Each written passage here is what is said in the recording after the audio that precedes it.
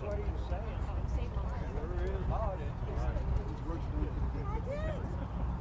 And y'all didn't stop me or give me a ticket, so I'm totally good. Let me have a seat, guys. All right, then.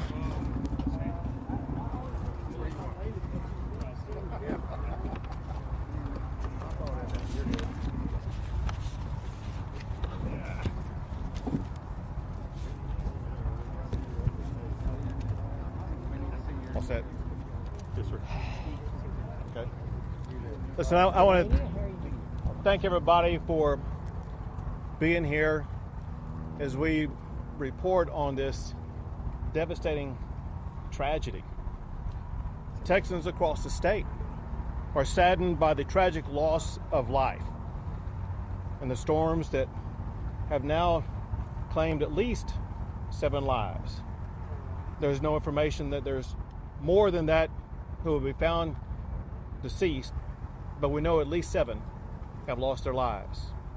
Another, at least about 100 people have been injured. It's hard to tell with certainty right now on that number, but based upon those who have already reported, as well as information from local officials, we estimate there being close to 100 people who were injured. More than 200 homes and structures were listed as destroyed. Another more than 120 were listed as damaged. I'll be shocked if those numbers are not increased as further assessments are made. And right behind us is a gas station which has now gone viral across the country. I saw the harrowing video inside the Valley View gas station as the tornado passed through, with the people stockpiled in there clinging to safety. It truly is a miracle that everybody made it through the devastation that destroyed that gas station, that they made it out alive. Candidly, it's been a harrowing week with lives lost, property reduced to rubble. The hopes and dreams of Texas families and small businesses have literally been crushed by storm after storm. This storm that we are talking about right now is a storm where the tornadic activity traversed about 50 miles. That may not include even further areas around here where there is even more damage being reported. At the same time that we are going through the heart-wrenching loss of life, including the heartbreak of a family losing a 2-year-old and a 5-year-old child. When they woke up yesterday, they had no way of knowing how the family would be literally crushed by this horrific storm. But we've seen, amidst all of this tragedy, some heroism by people behind me, heroism by people who will never be known. We've had first responders step up and be involved in rescuing people, perhaps saving lives. The volunteer fire departments in this region have received rave reviews for their response to these storms. Texas Task Force 1, which is involved in search and rescue operations, has been their typical outstanding self. Law enforcement has stepped up and helped out. Local, state, and federal officials have all been a part of this solution process. But in typical Texas fashion, we have friends and neighbors and fellow Texans just helping out one another. And that's what we have come to see time and again in our state. It's one thing that makes Texas so exceptional, and that's the character of our fellow Texans who will drop everything to help out their fellow residents. It's a reminder that our lives, they're not measured by the adversity that we face. Instead, they're measured by how we respond to that adversity. Texans are responding with our typical care, love, and generosity that we have for one another. We know that it's not only this region that we're in right now that's been devastated by destructive storms. It's happened all across the state. Before today, I've already declared a disaster in 102 counties across the state. At this moment, I'm going to add 4 more counties to that count.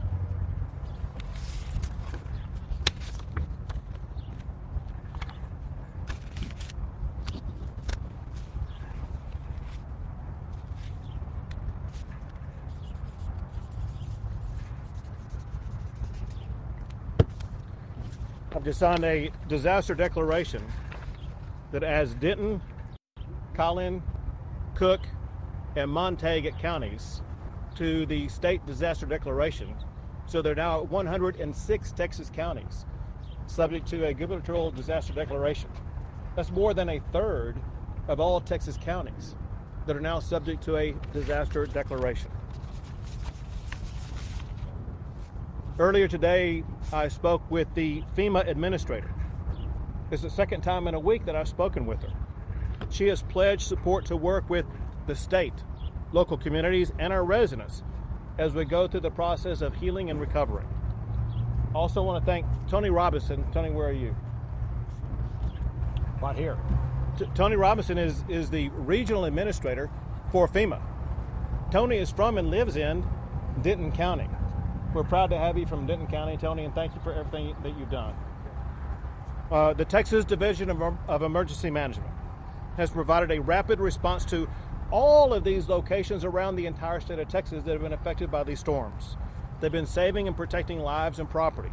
They've been assisting local governments with all of their local needs and assisting local residents with their very profound challenges. The Texas Department of Transportation has been working nonstop since this storm hit, working to clear lanes, remove debris, and provide temporary traffic signals where needed. The Texas Department of Public Safety, of course, is always involved in a response like this, ensuring that they're able to maintain safety and security on our streets and in our neighborhoods. The Texas Military Department, the Texas National Guard, they're involved in helping our local communities respond in various different ways. And the Texas Forest Service has stepped up and are helping out to clear trees as well as other debris to make sure that the debris removal process will be able to accelerate. I also want to thank some elected officials who are with us here today, including Congressman Michael Burgess, State Representatives Spiller and Stuckey, Cook County Judge Roan, Cook County Sheriff Sappington, Texas Division of Emergency Management Assistant Chief Kevin Starbuck. We now move into a different stage as we respond to this devastating storm. Texas will remain engaged and involved with these communities until that process is completed. The first thing we're doing, which is going on as we speak, and that is to make a final round of search and rescue operations just to see if there's anybody else out there who needs to be rescued. Then we move to full aid, support, and supplies, where people need immediate assistance. And we have great volunteer organizations that stepped up and started providing that overnight. For example, on aid and supplies, we have Valley View Methodist Church providing food and water. There may be some others providing food and water also at the same time. I would not be surprised. There's an urgent need for housing for all these people who have been displaced. Temporarily, the First Baptist Church Community Center is taking a lead in providing that, as well as the Red Cross. And very importantly, anybody, this is information that you as the media need to be a part of it in getting out, and that is anybody who's been harmed in any way by the storm. If you have insurance, you need to make sure you contact your insurance company ASAP. Get them involved in the process. The other thing is, we as a state, whether it be State of Texas Division of Emergency Management or local officials, all of us are working together on a similar project, and that is to make damage assessments. In order for Texas and this region to be able to qualify for federal assistance, we have to submit information to FEMA about the total damage assessments. I need the media to help us out by getting this website address out, and that is damage.tdem.texas.gov. That's the website you go to report any type of damage. Again, that's damage.tdem.texas.gov. Also, as you can just tell by looking around, one of our foremost tasks right now is to be involved in a debris removal process. That process will continue until we remove every last part of debris. And then we get into the rebuild phase. Again, if you have lost a home or other structure, you need to first look to your insurance company to see if you have coverage. If you do, they will be first in line to make sure you receive the money that you need to rebuild. In addition to that, there will be the possibility of disaster assistance, and again, that goes back to reporting damage to damage.tdem.texas.gov. You know, amidst this rubble, when arriving here today, I drove up this road right in front of us. As I was driving up that road, you could see all of these RVs that were crushed and truly nothing more than rubble. You see what's behind you and what's in front of you. Nothing but debris. But also there's one thing that remains flapping in the wind. And that's the flag of the United States of America. I'm proud of America and our state for coming together at times like these. And my urge to everybody across our state, take a moment in time tonight to say a prayer for everybody who is in harm's way. They need your prayers. They need your support. And God willing, we will help them rebuild their lives as quickly as possible. Now I want to turn to Judge Rowan, County Judge of Cook County. I would like to, first of all, thank everyone that's here. I would like to thank everyone who has taken part in the effort since last night, since the horrible storm that we had. I would like to compliment and thank the commissioners of Cook County, who all have been here since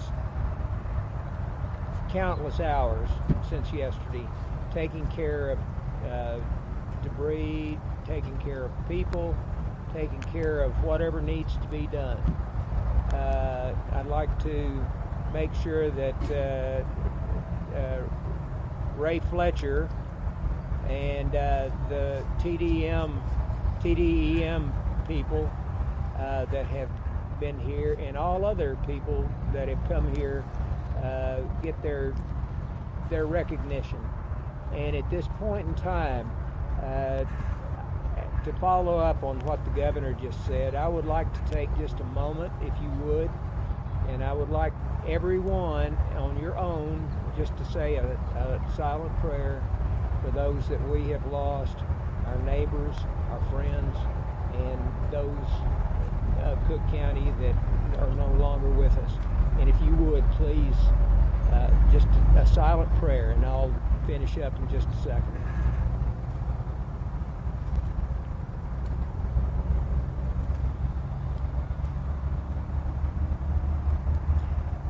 I thank you very much. Mine was much like the one I said last night when I was sitting on my house in Lee Street, watching the tornado on the radar head right straight for us. And that prayer, I think, it's the only thing that saved it from collapsing us, just like you see here today. I thank you very much, and thank everybody that's taken part in this, and the press, and everybody else. Thank you. Thank you, Judge. And now Ray Fletcher, the Cook County Emergency Management Coordinator. Thank you, Governor. Well, we appreciate everybody being here today, and of course remembering those we've lost. But you know, the effort that it takes to respond to an event like this and have a unified command where everybody shows up to help. No egos showed up. Everybody knew they had a job to do, and they were going to do whatever it took to help out and save as many people as we could and make this environment safe. It's a great opportunity for everyone to work together, and they did a great job doing that. Our job continues, as you said. We'll continue with the secondary assessment now, and then tomorrow we'll start getting on the debris management issues and coordinating with all of the folks that did lose their house to try to help them find a meaningful way to gain housing again. It's no small feat, and it's going to take the entire community, as well as our volunteer organizations, the Red Cross especially, to do that. We also have a very strong agency. We call it our VOAD, or Volunteer Agencies Active in Disaster, and that's going to be a big help for us. They help mix or match the needs with the resources that are provided. And so if anybody would like to make a cash donation to help out these people who have been significantly impacted by this, you can contact the First United Bank in Gainesville and tell them you want to contribute to the VOAD Disaster Fund, and your funds will be used to specifically assist with this event. And again, just thank you all for being here. Thank all of our responders, the commissioners. Again, it takes a team and it takes a region that is willing to come together and help each other out in this time. Thank you very much, Ray. And now Kevin Starbuck, the Assistant Chief of the Texas Division of Emergency Management. Okay. Good afternoon, and I'd like to start off with just the importance of preparedness. Here in the state of Texas, we have a very dynamic spring season. We've seen it across the entire state with impacts down in the Houston area, southeast Texas, and certainly central Texas, and now even last night with the devastation here in North Texas. I can't stress enough how important it is for citizens to be prepared, to take some time to create a family disaster plan, to build a disaster supply kit, to have supplies for the first 72 hours, to be self-sustaining and to be ready for that. And then lastly, to stay weather aware, to stay informed of the hazards in our community. We had great partnerships with our National Weather Service and with others, so we're putting out warning well in advance. We were communicating with all of our local partners and state partners the threat that existed yesterday. And unfortunately, Mother Nature worked against us, but we were up to the challenge and responded. And our thoughts and prayers go to every one of those families that were impacted and lost loved ones or had loved ones that were injured. We continue to work together, and we will work with Cook County and all the counties that were impacted last night to continue to rebuild and assist them in any way we can from the state side, and certainly coordinating with our federal partners. Lastly, as the governor has already alluded to, it's so important for us to have a total size up of the damage that exists when we have these major storms. So going to our website at damage.tdem.texas.gov is so important for us to get that information reported so that we can work with our local officials, with our state and federal counterparts to ensure that we maximize the assistance that is available to those that have been impacted. I appreciate it very much, Governor. Thank you. And thank you all, and thanks to everybody working around the clock to help these communities rebuild. Are there any questions we can try to help you answer? Kevin, can you talk a little bit about the advanced warning that was given to residents of Valley View? Were the sirens activated, and how much time did they have to get to a safe place?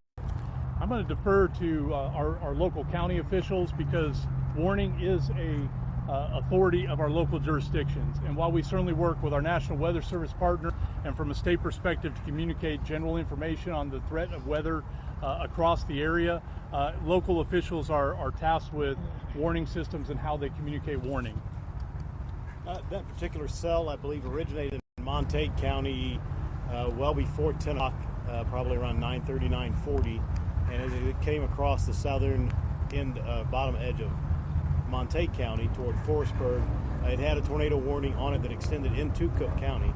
So Cook County residents got a tornado warning probably 20 to 25 minutes before that storm hit the county line. Once it did come into the county, another warning was issued to specifically draw that tornado into Cook County and provide that more warning. My understanding is the impact in the county was somewhere between 10:20 and 10:40 last night. Mr. Fletcher, can you talk a little bit about the situation that happened behind you? I think there's some conflicting reports on how many people were actually inside, what happened. Obviously, we see the devastation. So how many people actually were in the bathroom, for example?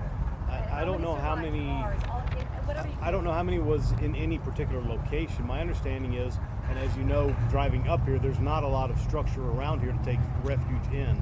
And so people on the interstate primarily sought refuge in this place, this AP Travel Center truck stop. And my understanding is there were approximately 125 people inside there when the tornado did hit, and that were then gotten rescued or taken out of there. Most of the vehicles, as you can see, are damaged and in a very unsafe environment right now. So until we can get in here and get this cleaned up better, and we'll try to do it as fast as we can to get them back their vehicles. Is anybody killed at this location? No. Not at this Go ahead. Governor Justin Michaels with the Weather Channel. Is there an active search ongoing right now for people who have been reported missing? So as of right now, I am told there's no one reported missing. That said, we are making one last round of searches to make sure there is no one missing. Governor, of the 106 counties that have been declared as disaster areas, is that for this year as a whole? And if so, is that unusual to have that many counties declared as a disaster? So that's for this season. Yeah, there were some other things earlier, like as an example. You remember the fires that took place in the Panhandle and things like that. Doesn't count that. It's talking about because of the tornadoes and floods that Texas has seen over the past couple of weeks. What sort of monetary damage does that make in the state? Yeah, well, I'm going to break this down into two areas. Have him answer one, then I'll answer the other one, because you ask a question more important than you may know. In order for Texas to qualify for FEMA support, we have to reach a certain amount of damages. Why don't you explain how much it is and the type of damage that it is? Yes, sir. Then I'll answer the bigger question. So there are two major categories of disaster assistance that we work with our federal counterparts. The first one is what we call individual assistance, and as that alludes to, that's direct assistance to homeowners that have been impacted. Typically, that requires 800 homes, major or destroyed, that are underinsured or don't have insurance. So we have been working very closely with our federal counterparts. That is a rough number. It gives and takes a little bit, but the state of Texas has exceeded that threshold, and now we are working with our federal partners on identifying county by county pockets of damage that would qualify that county for that disaster assistance. And that opens up a lot of individual assistance directly to homeowners and individuals that have been impacted by the disaster. The second piece of it is our major disaster declaration for public assistance that is designed to rebuild public infrastructure that has been damaged or destroyed in a disaster. Very similarly, the state has a threshold, and it's based on a per capita basis, but our threshold is in excess of about $54.5 million. With this current round of disasters that began back on April 26th, the state of Texas has exceeded that threshold with the damage that occurred down in the Houston and Southeast Texas area. We now continue to look county by county for areas where we have pockets of public infrastructure that has been damaged or destroyed, and work with our federal counterparts to exceed their county thresholds to then make them eligible for grant dollars from the federal government to start to rebuild that infrastructure and bring those communities back. We feel that the 4 counties that were added to the declaration today, every one of them we feel will exceed that individual assistance declaration and will be added to the federal declaration for individual assistance. Public assistance will continue to navigate that and look at the damages to public infrastructure, but as we see here in Cook County, the vast majority of that damage is to private property and individual homes.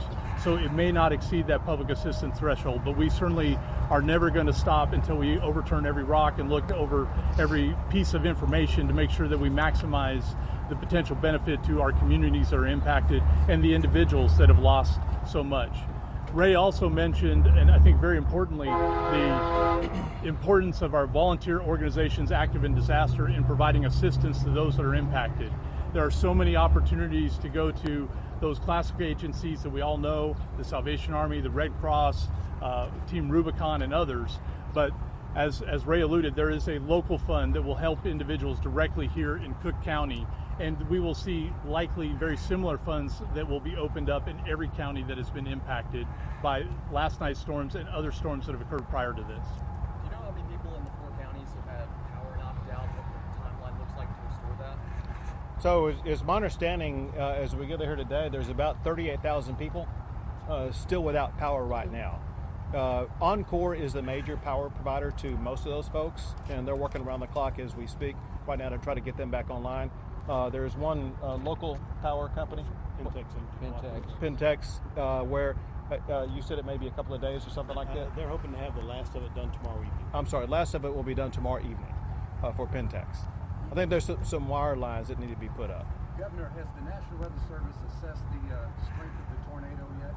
So they have. We got a report on it, and if you don't mind, we can call her up. She can tell. Why don't you come on up? You can step right here. Step on in here, or you can have a seat, and she'll give you the full report. So the question was about the assessment with the rating of this tornado so far. I do want to say, first of all, our prayers go out to all of those who were affected. It's unfortunate that an event and a tragedy like this is bringing us here together today. And as he said, the recovery efforts and the community coming together is going to be a big aspect of it. There is a lot of cleanup that has to be done. We still are not quite exactly sure how many tornadoes there have been. It's a puzzle piece we're going to have to put together as this circulation persisted and reformed a couple of times. Here in the Valley View area where we are right now is one of our highest rated areas. Right now we are rating it at a higher end EF2 with near 135 mile per hour winds. So we still have work to do over the next 1 to 3 days to assess how many tornadoes and find additional ratings. I don't have the ones in front of me for Montague, other parts of Denton, and we have a team in Collin County right now. Maybe have to extend into Hunt County at some point too, but that's where we stand right now. 135 preliminary maximum estimated winds here, yes. Maximum gusts or sustained? That'd be gusts. Or associated with the tornado. Yeah. Governor, Go as ahead. you manage this catastrophe, your team here does more than 100 counties in Texas dealing with emergency declarations that you have signed. We're coming 6 days and 6 hours until hurricane season starts, and you're still managing all of these catastrophes. How is Texas doing as you go into yet another type of severe weather season, and every indication is that's going to be enacted? Texans, time and again, prove very resilient. And time and again, especially the folks on the Gulf Coast that have been through Hurricane Harvey and so many other tragedies like that, they come together, they rebuild very rapidly. They're very resilient. We're seeing the same thing here in Cook County. And so we will piece our lives back together, get back to business, rebuild families. There's only one thing that cannot be rebuilt, and that's the loss of life.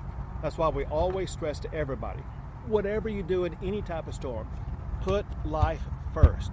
Protect life at whatever cost you can, because life is irreplaceable. Governor, you mentioned the number of homes destroyed and damaged. Do you have a number for businesses that are destroyed or damaged as well?